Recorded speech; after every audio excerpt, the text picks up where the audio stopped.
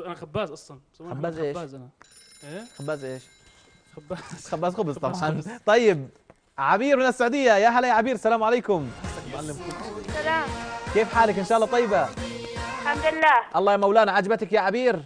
ايه. طيب سؤال حلقتنا اكيد حيعجبك كمان. الطفل الحمد لله بخير. يظهر اسنانه عندما يكون عمره من 6 ل 8 اشهر ولا 18 شهر؟ من 6 ل8. طيب يا عبير ان شاء الله تكون اجابتك الاجابة الصحيحة. ان شاء الله تربح يا رب. ان شاء الله. نشكرك يا عبير، نشكر اتصالك معنا. محمد نرجع، ليش اخترت الخبز والخياطة؟ شوف هي ربنا الله الخياطه أو الخبز والخياطة. الخياطه كانت اقتراح ابو يريد انا متذكر التليفون نعم. حكى لي انه خياطه وهيك.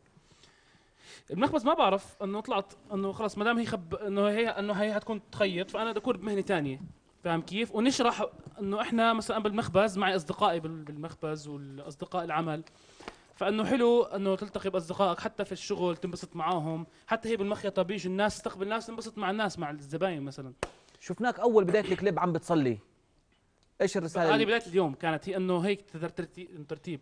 صحيت انا بس الصبح اكيد مو الفجر، لانه الفجر صليت. كنت مصليه بوقته انت صح؟ اه اكيد هاي صلاة الضحى عشان تقريباً. تطلع منها على تقريباً. على دوامك. تمام. فانه بصلي دام انك راضي علي دائما ربي. فاهم كيف؟ انه انا حكيت انه تقريبا الشغلات مهمه كثير رئيسيه في الحياه تخليك انت سعيد فيها، بانه حلقتنا عن السعاده اليوم اللي هي فرحه بلاق اخواني، لقاء الاخوان والاصدقاء. ودام انك راضي علي دائما ربي، رضا ربنا. وسبحانك يا الهي جود علي. الجود والعطاء من الله عز وجل. هاي يعني شغلات خفيفه هي بتحل الحياه اصلا. اكيد اكيد. ببساطة خليها معاك نورة من الامارات يا محمد.